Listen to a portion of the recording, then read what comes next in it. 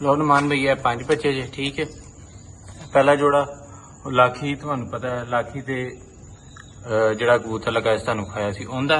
उस तो बाद माशाल्लाह पीछे गोल्डना दा यह बच्चा जड़ा अपने 4 नंबर वाले शोल्डर तो तुहानू रंग तो भी पता लग रहा होगा कि रंग बनाई जा रहा। उस तो पीछे अपने बड़े जौनसरियां दे पट्ठे दो एक है जे ते एक है जे। तुहानू पता है इन्हां जोड़ियां दी अपने दी सारियां दी गारंटी ओके दी आवाज़ है हर पासों ठीक हो गया।